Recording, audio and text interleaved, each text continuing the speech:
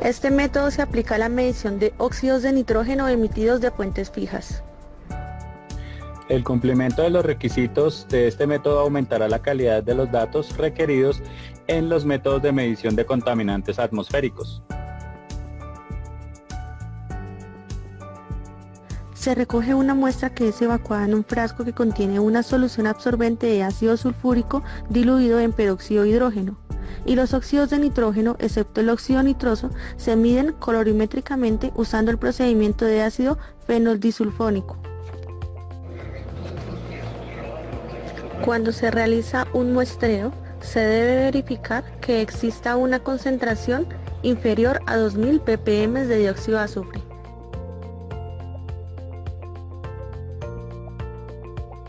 El tren de muestreo es usado en el desempeño de este método. También se considera como opción aceptable otros sistemas o equipos de toma de muestras capaces de medir volúmenes de más o menos 2,0% y recoger suficiente volumen de la muestra como para permitir la posibilidad de reproducir el análisis con un margen de más o menos 5%. Para la toma de muestras se usa el siguiente equipo: sonda tubo de vidrio de borosilicato suficientemente calentado para evitar la condensación del agua y equipado con un filtro interno o externo para eliminar el material. Para la sonda probeta también se puede usar tubos de acero inoxidable o de teflón. Matraz de recogida: matraz de fondo redondo de borosilicato de 2 litros, con cuello corto y una apertura de estrechamiento estándar 24-40 protegida de implosión o ruptura. Válvula del matraz: llave de paso T-bore conectada a una juntura de estrechamiento estándar 24x40. Calibrador de temperatura: termómetro tipo dial u otro calibrador de temperatura capaz de medir intervalos de 1 grado Celsius desde -5 a 50 grados Celsius. Calibrador de vacío: manómetro con tubo en forma de U de 1 metro con divisiones de 1 milímetro u otro calibrador capaz de medir presión hasta 2,5 milímetros de mercurio. Línea de vacío: tubo capaz de soportar un vacío de 75 milímetros de mercurio de presión absoluta con una conexión en forma de T y una llave de paso T-bore. Pipeta volumétrica de 25 mililitros. Bomba capaz de evacuar el matraz de recogida a una presión absoluta igual o inferior a 75 milímetros de mercurio, 3 pulgadas de mercurio. Llave de paso y grasa para juntura ground. Se requiere grasa de clorofluorocarbono de alta temperatura, alto vacío. Se ha encontrado que sirve halocarbono.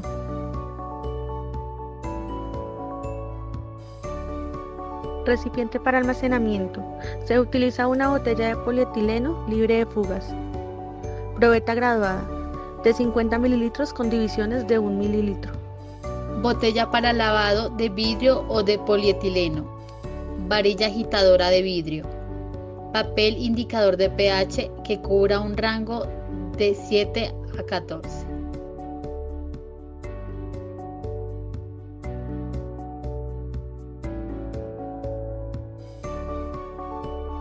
Agua desionizada destilada que cumpla con las normas de la Sociedad Americana de Pruebas y Materiales. Solución de absorción: cuidadosamente añada 2,8 milímetros de ácido sulfúrico concentrado a 1 litro de agua destilada desionizada. Mezcle bien y añada 6 mililitros de peróxido de hidrógeno al 3%, recién preparado a partir de una solución de peróxido de hidrógeno al 30%.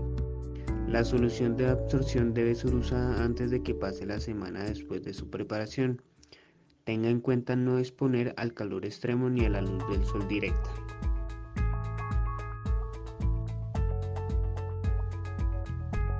Agua, igual que en toma de muestras.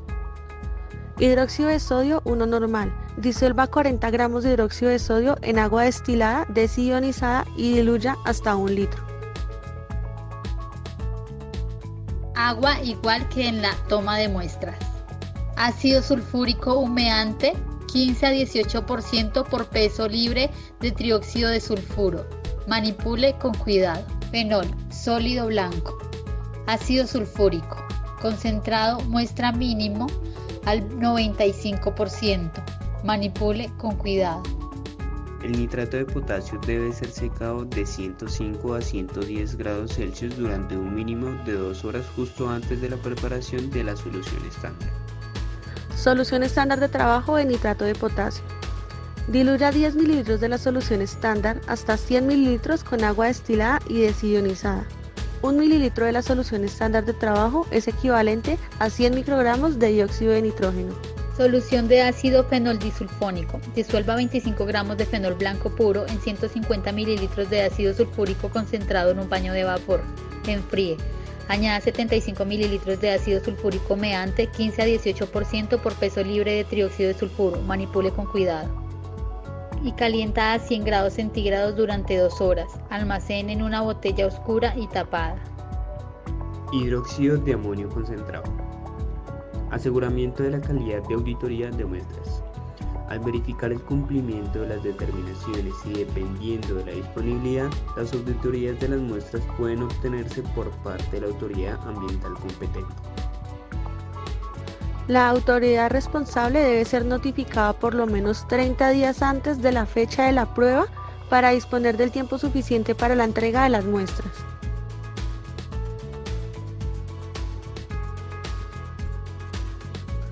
Pipetas volumétricas.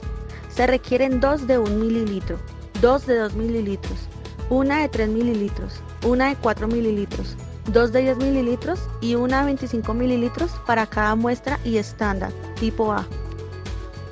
Cubetas de evaporación de cerámica de capacidad de 175 a 250 mililitros con tapa para verter, una para cada muestra y estándar, baño de vapor.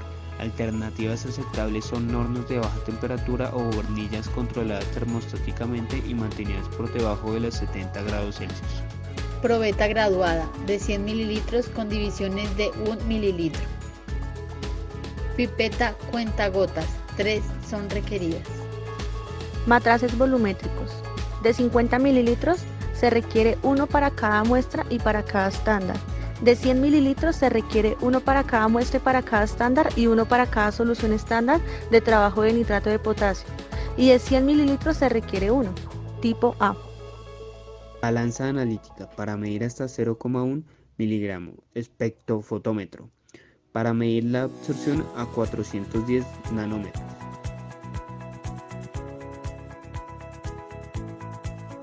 El volumen del matraz de recolección de la muestra y la válvula de combinación deben ser conocidos antes del muestreo. Ensamble la válvula al matraz y llénela con agua hasta la llave de paso. Mida el volumen del agua con más o menos 10 mililitros y registre este volumen en el matraz. En una pipeta transfiera 25 mililitros de solución de absorción de peróxido de hidrógeno y ácido sulfúrico a un matraz. Insertar el tapón de la válvula en el matraz con la válvula en la posición de purga. Ensamble el tren de muestreo y ponga la sonda en el punto de toma de muestra. Asegúrese que todas las conexiones estén apretadas y libres de fuga. Retome la válvula a la posición evacuar y evacúe el aire del matraz hasta alcanzar un vacío de 75 milímetros de mercurio o 3 pulgadas de mercurio. Retome la válvula de la bomba a la posición purga. Compruebe si hay fugas observando si hay fluctuaciones de presión en el manómetro. Cualquier variación superior a los 10 milímetros de mercurio durante un periodo de 1 minuto no es aceptable y el matraz no se puede usar hasta haber corregido el problema de la fuga. La presión del matraz no debe superar los 75 milímetros de mercurio absolutos en el momento en que comience la toma de la muestra. Registre el volumen del matraz y la válvula, la temperatura del matraz y la presión barométrica. Retornar la válvula del matraz a la posición purga y repetir este procedimiento para la válvula de la bomba. Purgue la sonda y el tubo de vacío usando una pera de extracción. Retornar la válvula de la bomba en la posición venteo. Retornar la válvula del matraz en la dirección de las agujas del reloj en la posición de evacuar y registre la diferencia de los niveles de mercurio del manómetro. Inmediatamente retorne la válvula del matraz en la posición muestra y permita que el gas entre en el matraz por 15 segundos aproximadamente. Después de recoger la muestra, retorne la válvula del matraz en la posición purga y desconecte el matraz del tren de toma de muestras. Agite el matraz por 5 minutos para que los gases de la chimenea puedan reaccionar con los reactivos de diagnóstico. Deje reposar el matraz por 16 horas.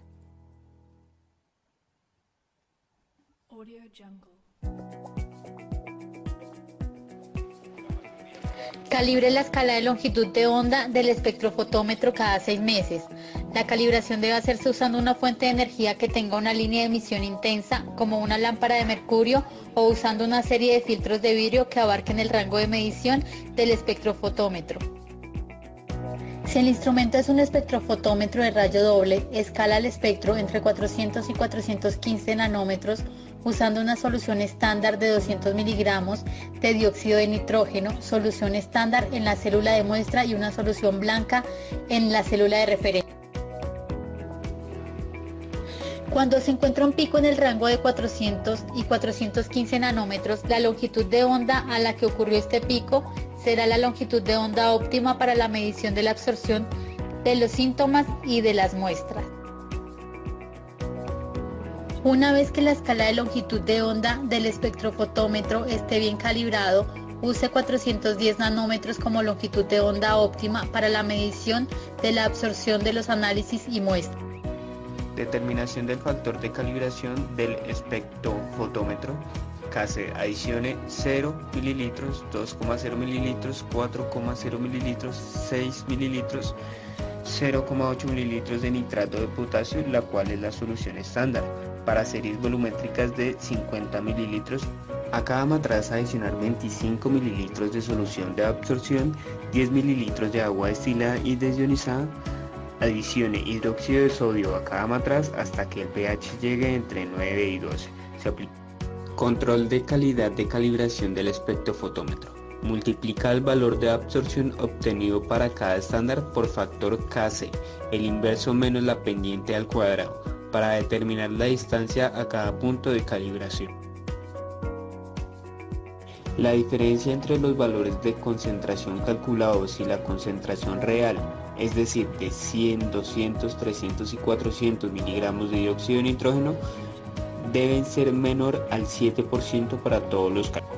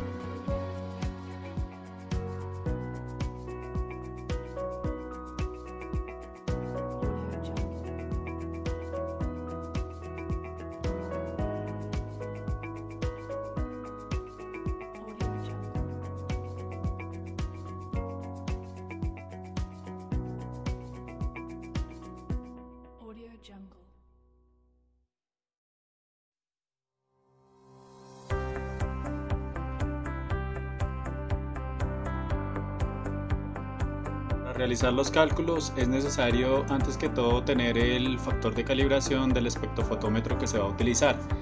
Para esto contamos con la ecuación que nos discrimina cada factor. Es así como el A1 equivale a la absorción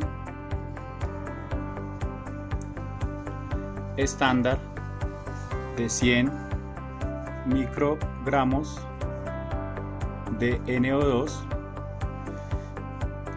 A2 es la absorción estándar de 200 microgramos de NO2. A3 es igual a la absorción estándar de 300 microgramos de NO2. A4 es igual a la absorción estándar de 400 microgramos de NO2. Teniendo estos valores, simplemente hallamos el factor de calibración, como les decía, en esta ecuación. Simplemente basta con reemplazar los valores en cada parte literal correspondiente y ahí nos dará un valor. Esta ecuación nos permite calcular el volumen de la muestra en base seca corregida a condiciones estándar.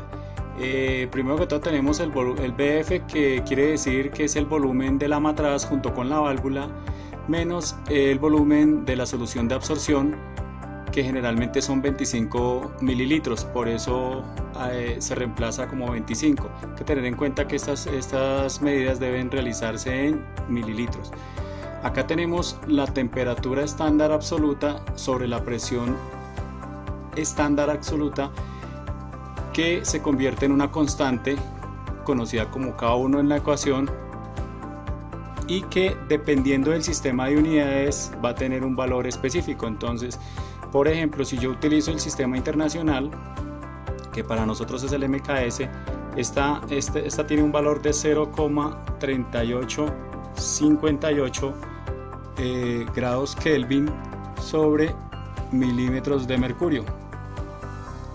Y si utilizo el sistema inglés, esta constante va a tener un valor de 0,1765 grados Rankine sobre pulgadas de mercurio.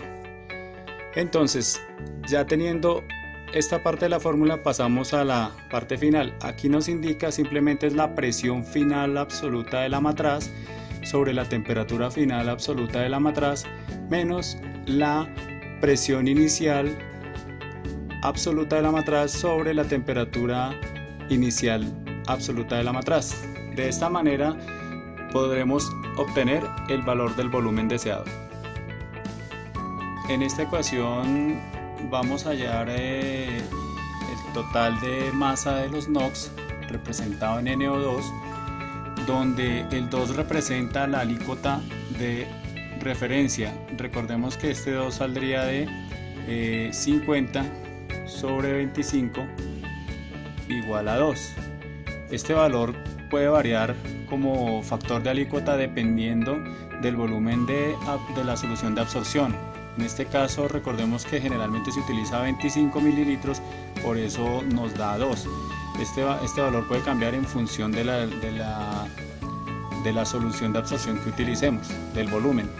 Esta KC, como lo habíamos hecho al comienzo, es el factor de calibración del espectrofotómetro, y esta A es la absorción de la muestra del gas, y esta F es el factor de calibración, digámoslo así, de la parte de dilución. Es decir, es un factor de dilución que corresponde a 25 sobre, digamos, sobre 5, 25 sobre 10, dependiendo. Este valor va a ser necesario al punto tal que requeramos acercarnos al rango de calibración. Si la solución nos da, la absorción nos da dentro del rango de calibración, podemos ajustarlo con esos parámetros, pero de lo contrario hay que utilizar este factor de absorción para poder llegar a los rangos de calibración.